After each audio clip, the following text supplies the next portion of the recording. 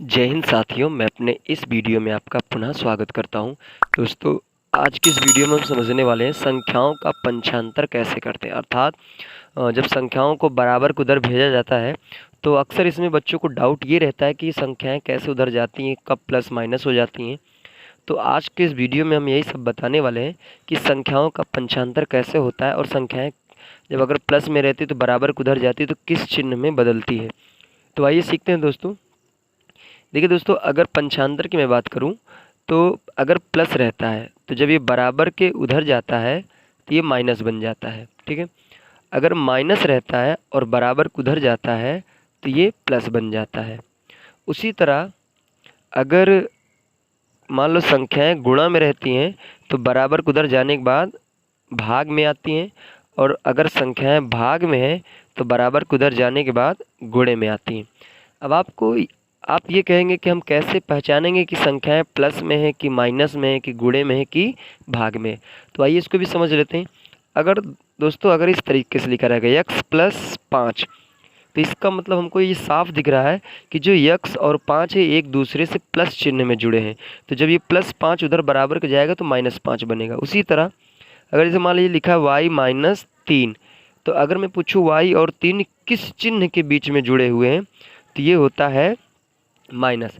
तो हमको तो प्लस और माइनस में तो साफ साफ दिखता रहता है कि किस चिन्ह में जुड़े हैं, लेकिन जब बात आती है गुणा और भाग की तब वहाँ पे हमको थोड़ा सा कन्फ्यूज़न होता है कि हम ये कैसे पहचानें कि संख्याएं गुणा में है कि भाग में। तो देखिए दोस्तों, आपको ये कन्फ्यूज़न आप दूर हो जाएगा। अगर जैसे मान लीजिए हमने लिखा 3x या फिर हमने लिखा 4y, तो देखिए यहाँ पे कोई भी चिन्ह नहीं लग रहा है, दिख रहा है मुझे कि यहाँ पे जैसे 3x लिखा 4y लिखा, तो मुझे ये भी नहीं लग रहा कि यहाँ प्लस है कि माइनस, कुछ भी नहीं दिख रहा ना। तो देखो, जहाँ पे संख्या अगर ऐसे पड़ोस में लिखी रहती है उस चिन्ह नहीं दिखता, तो आपको ये ध्यान देना कि संख्याएं गुणे में लिखी हैं। जैसे देखो 3x लिखा था और 3 और x के बीच में कौन सा चिन्ह है मुझे ये नहीं पता, तो हम ये कंफर्म करना चाहते हैं। तो ये आपको ये पता होना चाहिए, जब दो संख्याएं पड़ोस में लिखी होती हैं और उनके बीच में कोई चिन्ह नहीं होता है तो इसका मतलब साफ जाहिर है कि वो जो संख्याएं हैं वो गुणे के चिन्ह में लिखी। जैसे देखो हमने लिखा मान लीजिए हमने लिखा 5x², तो अगर मैं पूछूं आपसे कि जो x² है वो 5 के किस चिन्ह में जुड़ा हुआ है, तो दोस्तों वो गुणे के चिन्ह में जुड़ा है। अगर आप समझना भाग कैसे पहचानेंगे, तो आपको ये ध्यान देना है कि भाग का मतलब होता है बटा। जैसे x/5 y/2, तो जब संख्याएं बटे में लिखी रहती हैं तो हम ये समझ जाएंगे कि वो संख्याएं भाग में लिखी। जैसे x और 5 लिखा था, इसका मतलब ये संख्याएं भाग में लिखी हैं। जैसे y और 2 लिखा था, तो जो y और 2 है ये संख्याएं भाग में लिखी हैं। और जब भाग में रहती हैं, जैसे मान लो अगर इस 5 को मुझे बराबर को उधर भेजना है तो ये भाग में है इधर, उधर जाने के बाद गुणा बन जाएगा। उसी तरह y और 2 के बीच में जो चिन्ह है वो भाग का है, और जब यहाँ से 2 को ट्रांसफ़र उधर करेंगे तो ये फिर गुणे में आ जाता है। तो आइए हम लोग सवाल को सॉल्व करते हैं तो ज़्यादा इंटरेस्ट आपको मज़ा मिलेगा। यहाँ पे सवाल में ये दिया है कि x+7 = 20, तो आपको x के मान बताने। देखिए, जिसके मान बताने होते हैं उसके पड़ोस में जितनी भी संख्याएं होती सबको हम उधर बराबर के कर देते हैं। तो हम ये देख रहे हैं कि जो x और 7 के बीच में चिन्ह है वो प्लस का है, तो अगर हमको x का मान बताना है तो x को एज इट इज़ लिख दीजिए। अब यहाँ पर जो +7 है वो बराबर को उधर जाएगा, तो जब ये बराबर को उधर जाएगा तो यहाँ पे देखिए 20 है और ये +7 उधर जाके क्या बन जाएगा, -7। अब देखिए x बराबर, अगर देखिए इसके आगे कोई चिन्ह नहीं है तो हम अपने स्वेच्छा से प्लस मानेंगे। अब देखिए एक प्लस दूसरा माइनस होता है तो घट जाता है, यानी 20 में से 7 घटाएंगे तो आएगा 13। अब चिन्ह हमेशा बड़ी वाली संख्या का लिखा जाता है, तो बड़ी संख्या 20 है, 20 के आगे प्लस है, प्लस लगा दीजिए। वैसे प्लस लिखा नहीं जाता है, हम प्लस को लिखेंगे भी नहीं। ये पहला क्वेश्चन हमारा सॉल्व हुआ। आइए अब हम लोग अगले क्वेश्चन पे आते हैं।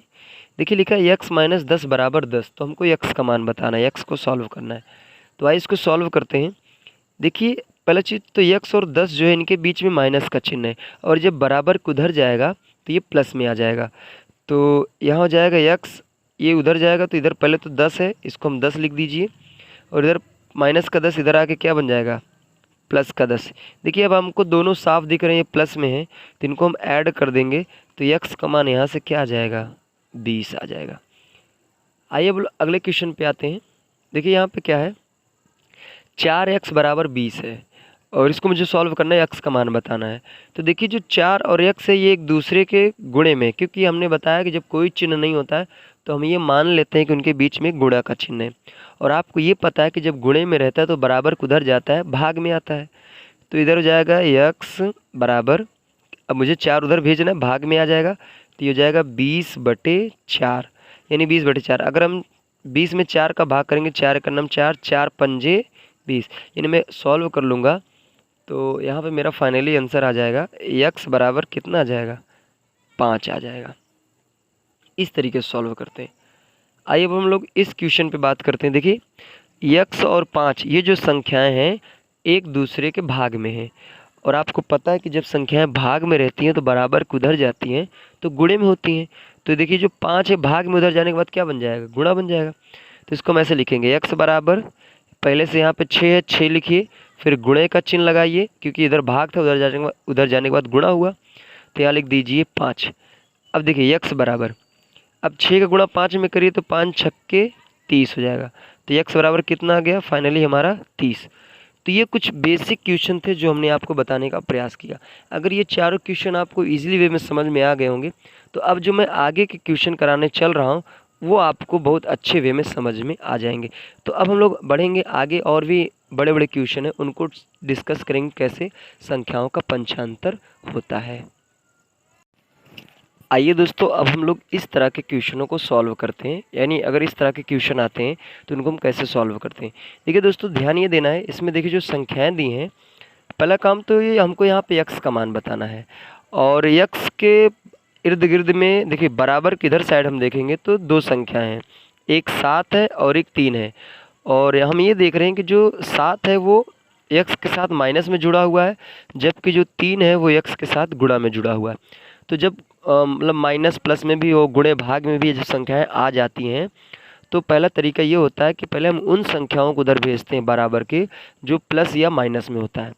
तो आइए इसको सॉल्व करते हैं। तो पहला काम यहाँ पे हम लिख देंगे 3x, और यहाँ पे जो माइनस का 7 है हम उधर बराबर को भेजेंगे, तो ये हो जाएगा 10, और माइनस का 7 उधर जाके क्या बन जाएगा, प्लस का 7, और इधर जाएगा 3x बराबर, देखिए 10 और 7 जुड़ के कितना हो जाएगा, 17 हो जाएगा।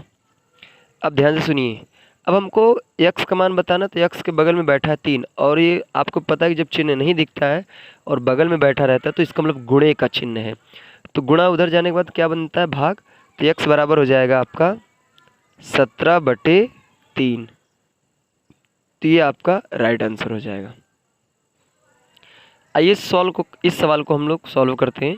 देखिए इसमें भी हम देख रहे हैं x का मान बताना है, और x के जो बगल में संख्याएं बैठे हैं वो एक तो 5 है और दूसरा नंबर 4 है। जो 5 है वो प्लस चिन्ह में बैठा है, जबकि जो 4 है वो गुणे के चिन्ह में बैठा है।